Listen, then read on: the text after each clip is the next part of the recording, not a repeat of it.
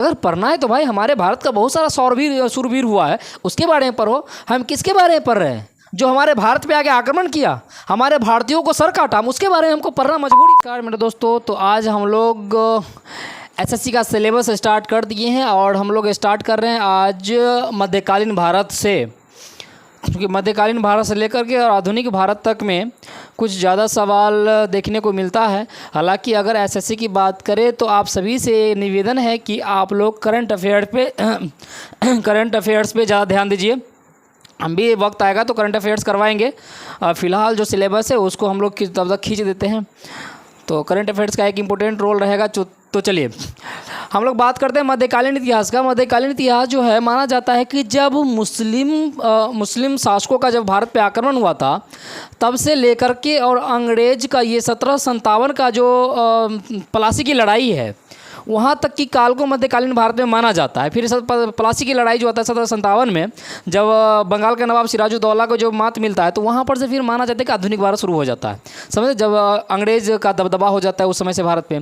तो हम लोग पढ़ते हैं कि आखिर मध्यकालीन भारत का स्टार्ट कहाँ से माना जाता है। तो हर एक जो विद्वान लोग हैं जो या फिर जो इतिहासकार है, तो उन लोग का अलग अलग मानना है कि यहाँ से मध्यकालीन भारत का शुरुआत होता है। तो कुछ लोगों का मानना है कि जब मुस्लिमों का आक्रमण हुआ था भारत पे, तब से माना जाता है। तो प्रथम जो मुस्लिम हुआ है जो अरब से आया था, तो वो था मोहम्मद बिन कासिम। मोहम्मद बिन कासिम का जो आक्रमण है, वो प्रथम मुस्लिम शासक था जो भारत पे आक्रमण किया था, मोहम्मद बिन कासिम। और एक वो मोहम्मद बिन तुगलक है, समझ रहे ना, वो बाद में आएगा, समझ रहे हैं, मोहम्मद बिन कासिम। तो इसका ये प्रथम मुस्लिम शासक हुआ है जो भारत पे आक्रमण किया था। और ये कहाँ का था? ये अरब का था बउआ, समझ रहे ना, ये अरब का था। तो है देखिए यहाँ पे ये चल रहा है कि नहीं चल रहा है? चलिए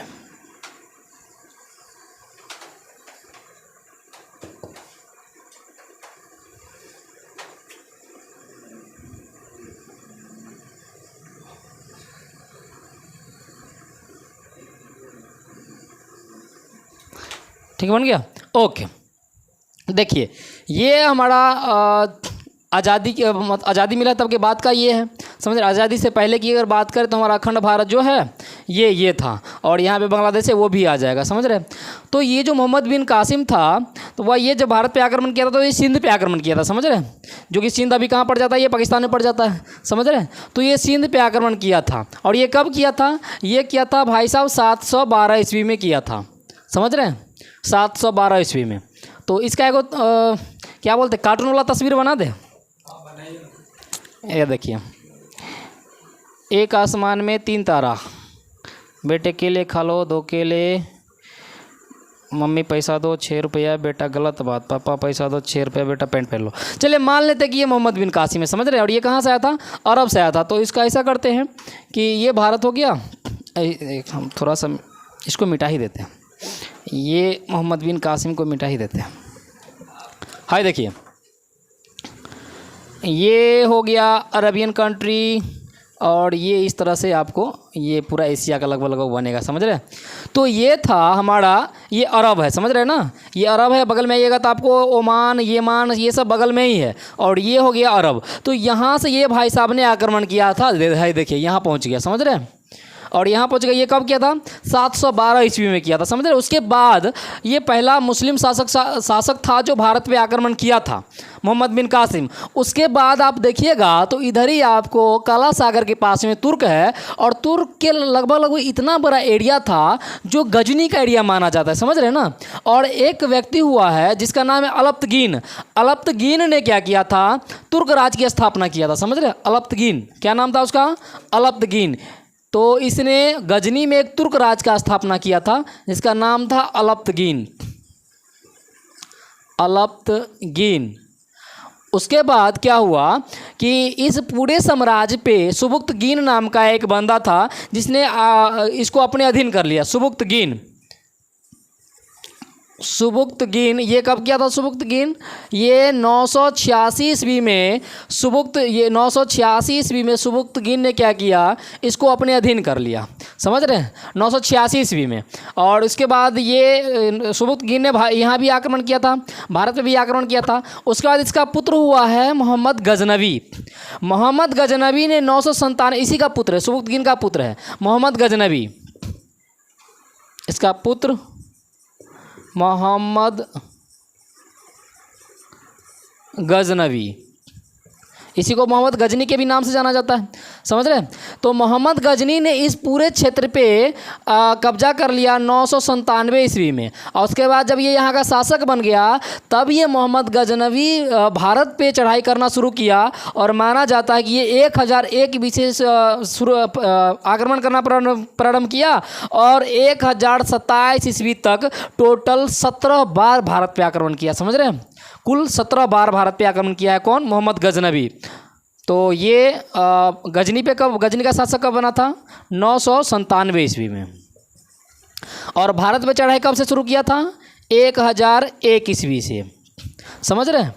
1001 ईस्वी से लेकर के और कब तक शासन भारत पे आक्रमण करते रहा? 1027 ईस्वी तक ये शासन किया। और ये शासन बोलते आक्रमण किया। और इतने ईस्वी के दरमियान भारत पे कितना बार आक्रमण किया? 17 बार आक्रमण किया। तो इसको मिटा दें कि ज़रूरत है? इसको नोट कर लियो, मिटा दें। चलिए अब देखते हैं कि मोहम्मद गजनवी ने कब कब आक्रमण किया है, समझ रहे हैं। जो इसका इम्पोर्टेंट, जो महत्वपूर्ण जो आक्रमण है वो सब देख लेते हैं, समझे। चलिए इसको मिटा देते हैं।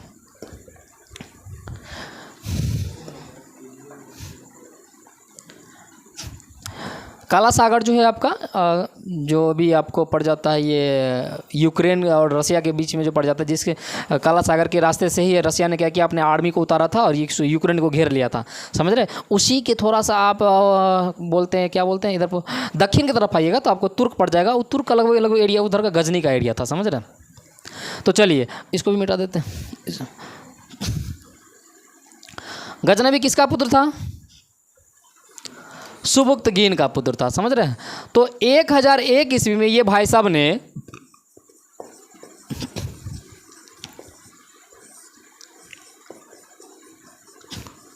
मोहम्मद गजनवी ने 1001 ईस्वी में ये किया कि भारत के वहिंद पे आक्रमण किया था। उस समय वहिंद का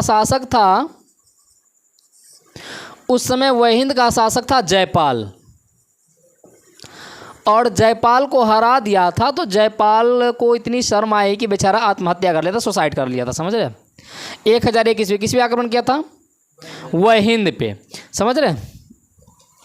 उसके वहिंद ये इधर का पूरा एरिया पड़ जाता है, कुछ एरिया अभी पाकिस्तान में भी, कुछ एरिया ये पूरा गुजरात के इधर का आसपास का जो एरिया है ना, ये वहिंद का एरिया था, समझ रहे। उसके बाद अगर 1006 ईस्वी की बात करें तो 1006 ईस्वी में इसने मुल्तान पे आक्रमण किया था, समझ रहे हैं। 1006 ईस्वी में मुल्तान और ये सिंध का जो एरिया है, लगभग सिंध और मुल्तान को दोनों को ये जीत लिया था 1006 ईस्वी में। और इसका एक और आक्रमण हुआ 1006 ईस्वी में मुल्तान और सिंध पे। इसका जो टोटल 17 बार का जो आक्रमण था, उस आक्रमण में एक आक्रमण है जो सबसे इम्पोर्टेंट माना जाता है, वो आक्रमण है इसका 1026 का आक्रमण। 1026 में इसने सोमनाथ के मंदिर पे आक्रमण किया था। इधर सोमनाथ का मंदिर में माना जाता है कि वो सोना का मंदिर था। तो उसको इतना उत्पात मचाया था, इतना हिंदुओं को मारा गया था, कत्ल किया गया था, इतना पंडितों का सर धड़ से अलग कर दिया गया था, समझ रहे। वो कब का, कौन सा आक्रमण था इसका? सोमनाथ का आक्रमण। सोमनाथ के मंदिर पर कब आक्रमण हुआ था? 1026 ईस्वी में सोमनाथ के मंदिर पर। तो यही सोमनाथ का मंदिर पर जब आक्रमण किया था, जो हिंदुओं का सर धड़ से अलग कर दिया गया था, जो पंडितों को सर काटा गया था, उसी के दरमियान जो गजनी तुर्की में एक मुसलमानों का एक पद होता है खलीफा का जो हेड था अल आदिर बिल्ला ने गजनवी को यामिन उद दौला का उपाधि दिया था, समझ रहे। यामिन उद दौला का उपाधि दिया था। ये कब दिया था? जब सोमनाथ के मंदिर पे जो चढ़ाई किया था 1026 ईस्वी में, समझ रहे। ये सोमनाथ के मंदिर पे आक्रमण किया था, पूरा लूटपाट मचाया गया था, बहुत मारकाट किया गया था, समझ रहे। तो हाँ, वो जो सर काटा गया था ना, तो उसके वजह से जो खलीफा था मुस्लिमों का जो हेड होता है तुर्क में, उसका नाम था अल आदिर बिल्ला। अल आदिर बिल्ला ने इसे मोहम्मद गजनबी को एक उपाधि दिया था, यामिन उद दौला। तो चलिए यहाँ लिख देते हैं, तुर्की पद खलीफा का हेड, खलीफा लिख देते हैं सीधा, तुर्की पद खलीफा, और उसका एक था अल आदिर बिल्ला।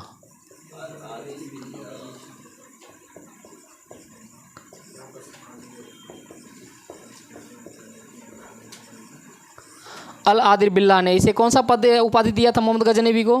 तो ये यहाँ पे लिख देते हैं, इसके नीचे लिख दें यामिन उद दौला।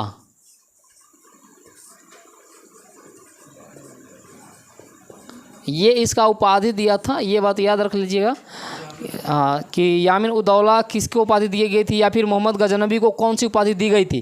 तो यामिन उद दौला उपाधि दी गई थी, और अगर बात करें तो वो किसने दिया था? अल आदिर बिल्ला ने दिया था। अच्छा, एक बात आप लोग जानते हैं, देखिए जितने भी विदेशी आक्रमणकारी हुए हैं, तो जिन्होंने भी अब उत्पात भारत में मचाया था, जो हिंदुओं को कत्ल किया गया था, या फिर हिंदू ही नहीं बोलते हैं, हिंदू में कोई भी हो, हिंदू मुस्लिम सिख ईसाई जो भी हो, किसी भी धर्म का हो, जो हिंदुओं में उत्पात मचाया था, मारकाट किया था, तो अब कहीं ना कहीं ये एक दिमाग में ये बैठ गया है कि आगे का जो भविष्य है, तो हमारी जो सरकार है वो चाहती है कि आखिर हम किस चीज़ के बारे में पढ़ा रहे हैं अपने आने वाले देश के भविष्य को, जो हमारे देश के युवा है, हम किस चीज़ के बारे में पढ़ा रहे हैं। तो इसलिए उन आक्रमणकारियों के बारे में अब धीरे धीरे सवाल आना बंद हो गया है, समझ रहे हैं ना, ताकि अब जो हमारे नवयुवक है उसको कम पढ़ना पड़े। अगर पढ़ना है तो भाई हमारे भारत का बहुत सारा शूरवीर हुआ है, उसके बारे में पढ़ो। हम किसके बारे में पढ़ रहे हैं? जो हमारे भारत पे आके आक्रमण किया, हमारे भारतीयों को सर काटा, हम उसके बारे में हमको पढ़ना मजबूरी बन रहा है। बताइए, मोहम्मद गजनबी आके हमारे भारतीयों को सर काट के ले गया और हम उसके बारे में पढ़ रहे हैं। तो अब कहीं ना कहीं जो माइंडसेट है, आप देखिएगा, आप ये सब एग्जाम में बहुत कम देखने को मिलता है।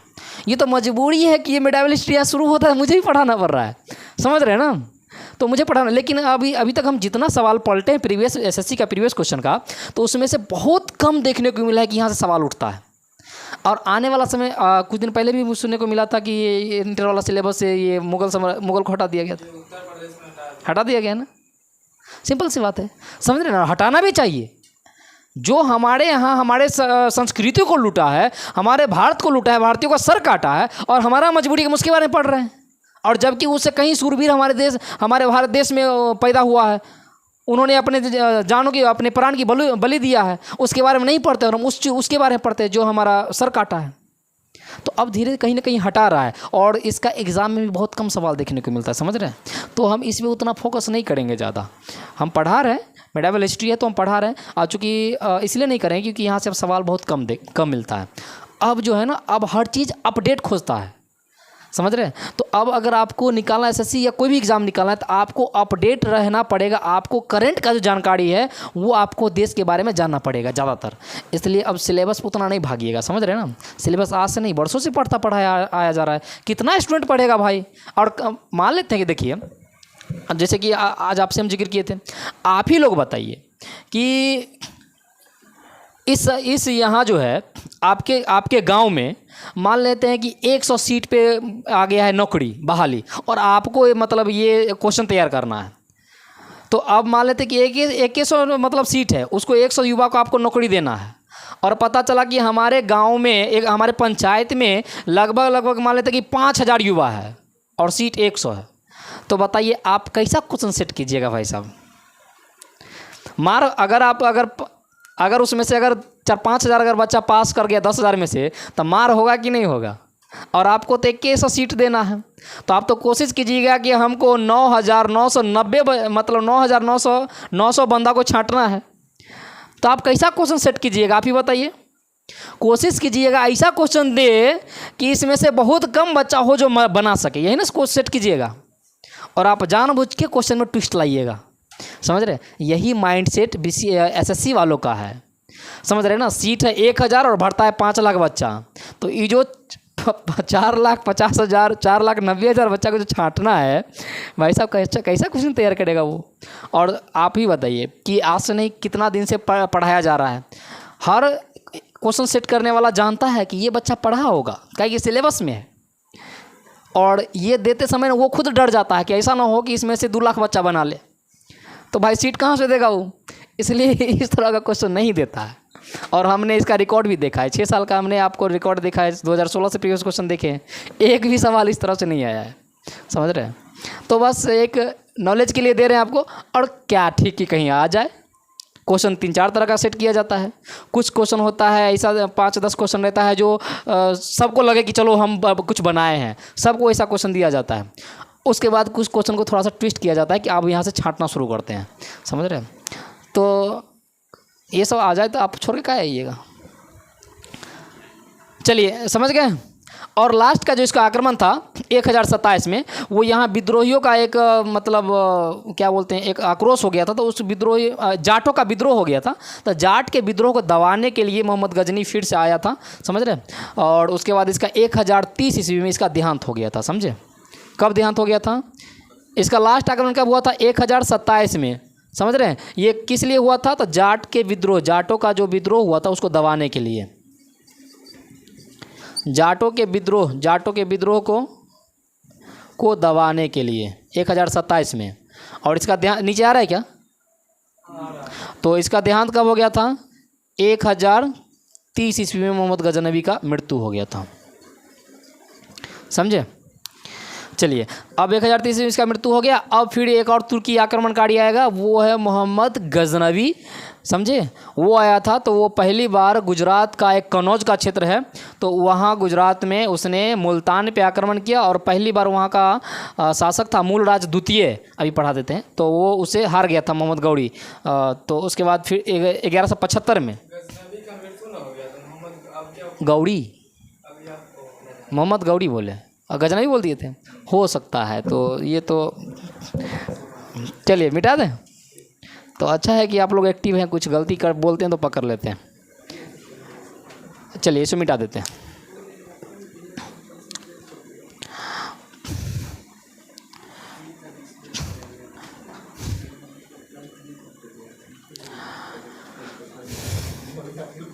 चलिए, अब ये है तुर्क। और एक और है जो तुर्क आक्रमणकारी है, मुस्लिम शासक है, उसका नाम क्या है? मोहम्मद गौरी। मोहम्मद गौरी ये कब आक्रमण किया था? ये पहली बार आक्रमण किया है 1175 ईस्वी में। और ये कहाँ आक्रमण किया है? तो ये भाई साहब ये तुर्क से निकल कर सीधा पहुँच गया था ये गुजरात। गुजरात में एक जगह है मुल्तान, ये यही एरिया है, इसी के आसपास में पड़ जाता है मुल्तान, या फिर कन्नौज बोल सकते हैं, सीधा बोलिए ना, कन्नौज का क्षेत्र है, कन्नौज, समझे। और यहाँ का शासक उस समय कौन था? ये गुजरात में पड़ जाता है बउआ, ये गुजरात में पड़ जाता है, समझे। और यहाँ का शासक कौन था? यहाँ का शासक था मूलराज द्वितीय, मूलराज द्वितीय। तो जब ये 1175 में जब इसका भिड़ंत मूलराज द्वितीय से हुआ था, तो ये भाई साहब हार गया था, समझ गए, ये हार गया था। उसके बाद जब ये हारा था तो फिर उसके बाद इसका मन हुआ आक्रमण करने का। उसके बाद ये मोहम्मद गौरी एक बार आता है 1191 ईस्वी में। और 1191 ईस्वी में प्रथम तराइन युद्ध होता है मोहम्मद गौरी और पृथ्वीराज चौहान के बीच, समझे। ये तराइन आपको सीधा आ जाएगा इधर हरियाणा के पास आइएगा तो, समझे। तो ये अब उसके बाद 1191 में प्रथम तराइन का युद्ध, प्रथम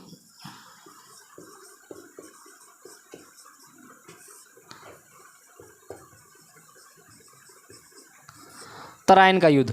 तो ये किसके किसके बीच हुआ था? ये हुआ था मोहम्मद गौरी, सीधा लिखते हैं गौरी, लो, मोहम्मद गौरी और पृथ्वीराज चौहान। ये अक्षय कुमार का फिल्म भी आया है, देखें।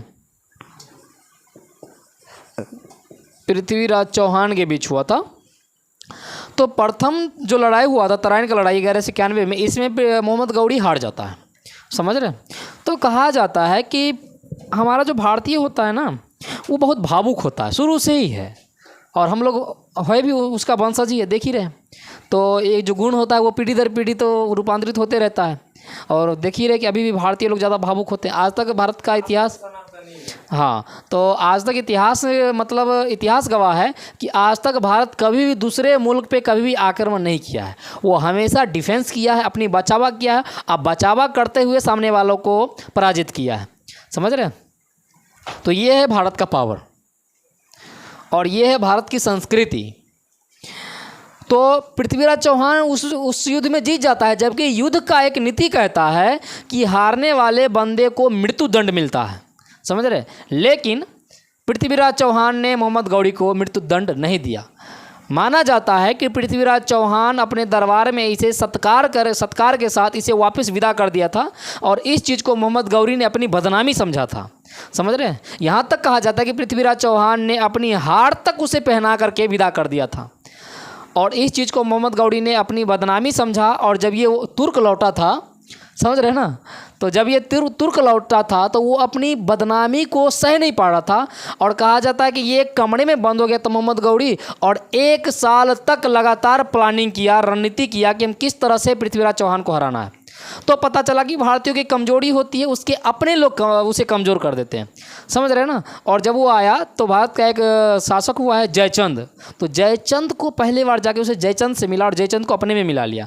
तो घर की वेदी लंका ढाए, मालूम होगा। समझ रहे हैं ना? अपनों को ही अपनों की कमजोरी मालूम होती है, और वही बात हुआ। जयचंद ने पृथ्वीराज चौहान की जो भी कमजोरियाँ थी वो बता दिया, और सेकेंड जो तराइन का युद्ध हुआ 1192 ईस्वी में, उसमें पृथ्वीराज चौहान हार जाता है। वो भी माना जाता है कि धोखे से ही मारा गया था। 1192 में क्या हुआ था? द्वितीय तराइन का लड़ाई।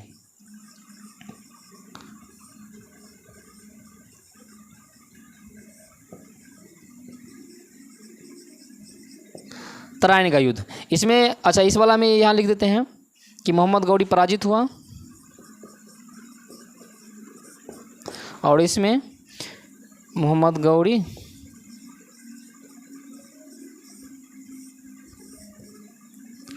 पृथ्वीराज चौहान।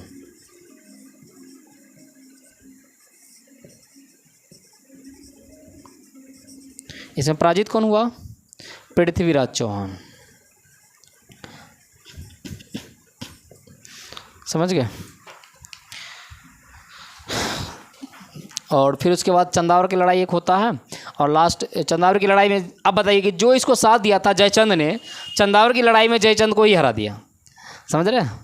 तो वो लोग कभी अपना नहीं होता है, वो लोग हमेशा अपनी फ़ायदा के लिए किसी को भी अपने पास रखता है। और उसके बाद 1206 ईस्वी में खोखरो के खेल में, शायद खोखरो के युद्ध में, हालांकि अलग अलग इतिहासकार अलग अलग बातें कहता है।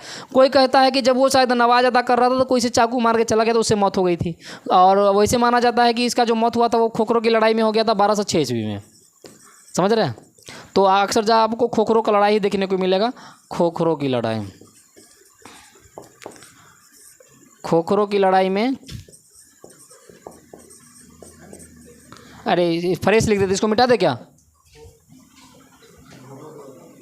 खोखरो लिखिए, घाघरो क्या लिखे हैं? घोखरो, अरे खोखरो लिखना पड़ेगा। वो तो घाघरो, ये एक फिल्म है ना इसका, शाहिद कपूर का, घाघरो चोली करते रहता है। मिटा दे इसको। ओके, राजपाल कहता है ना, घाघरो चोली मिले, घाघरो चोली। गुजराती में कहता है। वो उसको खाना में शायद कुछ मांगना था, बेचारा सुन लेता है घाघरो चोली, उसी में मार खा जाता है। मस्त मूवी है। तो उसके बाद आ जाता है आपको बड़ा जल्दी घीच देंगे, एकदम मज़ा आएगा, पूरा याद हो जाएगा एक के बारे में। तो 1206 में 6 ईस्वी में तहरीक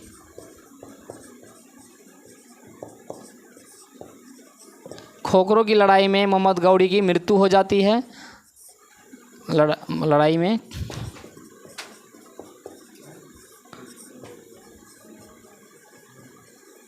गौरी की मृत्यु, समझे?